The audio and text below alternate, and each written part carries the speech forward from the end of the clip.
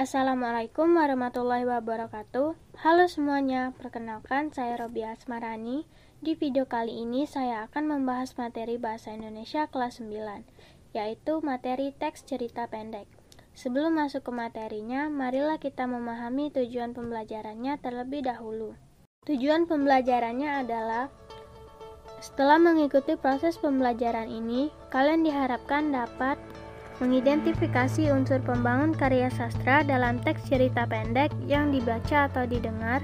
Kedua, menjelaskan struktur dan aspek kebahasaan cerita pendek yang dibaca atau didengar. Yang ketiga, menyusun cerita pendek berdasarkan kerangka dengan memperhatikan struktur teks dan kebahasaan. Selanjutnya, marilah kita membahas materi teks cerita pendek.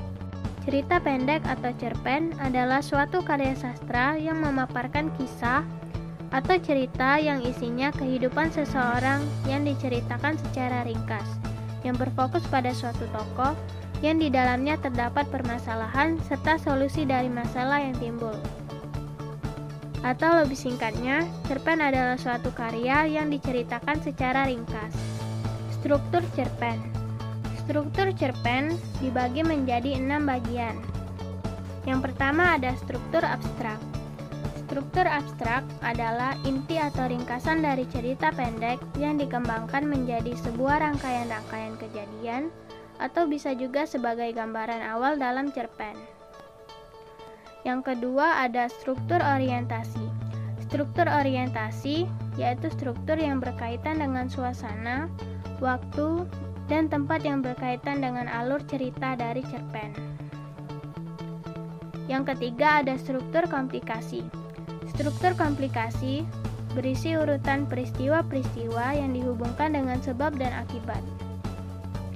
Yang keempat, ada struktur evaluasi.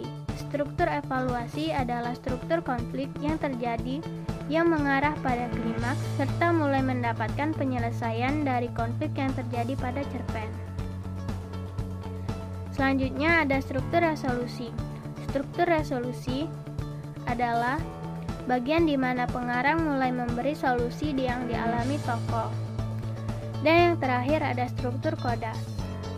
Di bagian ini terdapat pelajaran atau nilai yang dapat dipetik dari cerpen tersebut oleh pembaca. Ciri-ciri cerpen. Pertama, sebuah cerita pendek memiliki jumlah kata yang tidak lebih dari 10.000 kata. Jika cerita tersebut memiliki lebih dari 10.000 kata, itu bisa dikategorikan sebagai novel. Yang kedua, memakai kata yang sederhana dan mudah dipahami oleh pembaca. Yang ketiga, tokoh di dalam cerpen digambarkan mengalami konflik atau masalah hingga pada tahap penyelesaiannya. Yang keempat, cerpen biasanya hanya satu peristiwa saja yang diceritakan. Dan yang terakhir, cerpen memiliki alur cerita tunggal dan lurus. Unsur cerpen.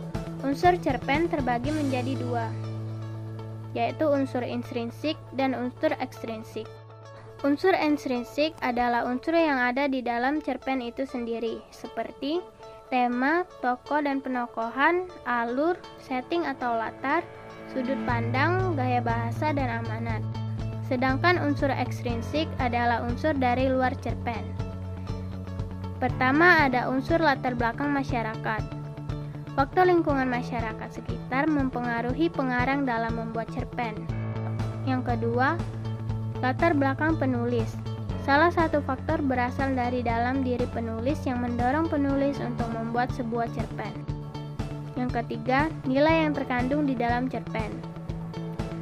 Ada 4 nilai yang menjadi unsur ekstrinsik, yaitu nilai agama, sosial, moral, dan budaya. Dan yang terakhir itu ciri kebahasaan cerpen. Cerpen memiliki 6 ciri kebahasaan.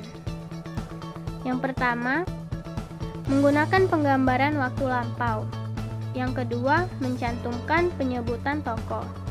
Yang ketiga, cerpen menggunakan kata-kata yang mengilustrasikan latar atau setting.